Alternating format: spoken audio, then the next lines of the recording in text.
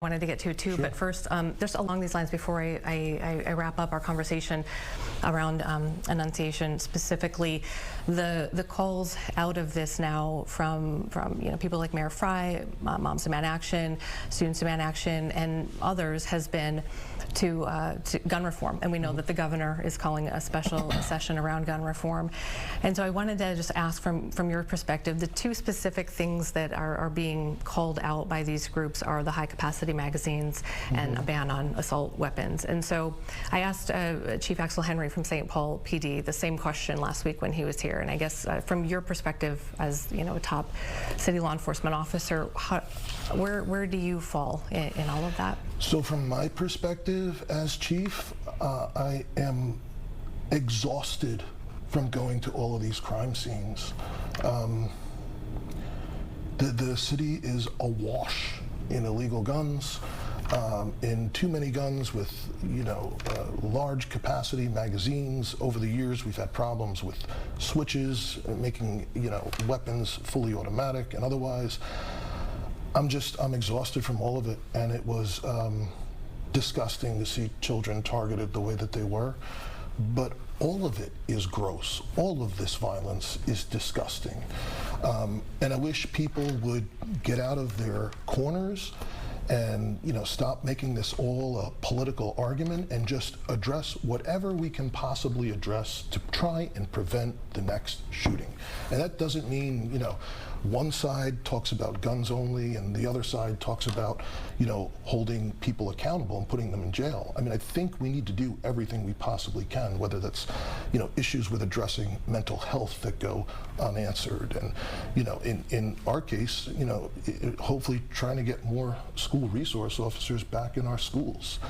I know yesterday there was just a student that was found to have a gun in a school in Minneapolis that was arrested.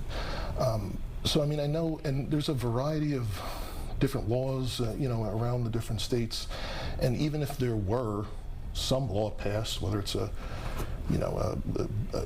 regulation on the number of rounds you can have in a magazine or what have you, it's not going to change things overnight, because there's just so many illegal weapons out in circulation, and there's still a lot of people who shouldn't have them in the first place that are able to gain access to them. And that's the majority of what the violence that we're dealing with in the community is all about. So again, just my perspective, I just think we should be doing everything we possibly can to try and stop stop this violence that's happening. Can I just push back just a little bit and say, do you understand the perspective of those who are hanging on to their Second Amendment rights? And clearly, if this was easy, Chief, we would have figured it out a long time ago. No, absolutely. But, and I respect the Second Amendment, as I do all of the other amendments in the Constitution. But I have to go to these scenes. This is not normal.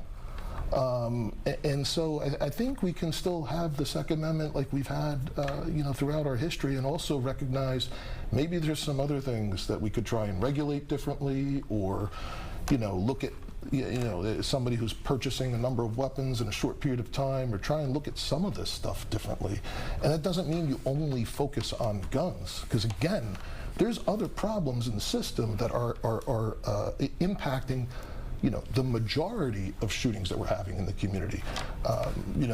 As far as, again, felons in possession of weapons, people not being held accountable that are using guns in crimes and so on. So I think there's plenty of room for stuff for us to do, and I think we should do all of it. Do you still have hope that we can make progress? Sure. I mean, it's happened in other times, in other states, in other places, but I don't think people think that, one, there is no simple fix. There's not one thing you can do that's going to fix this, and two, it's not a quick fix either.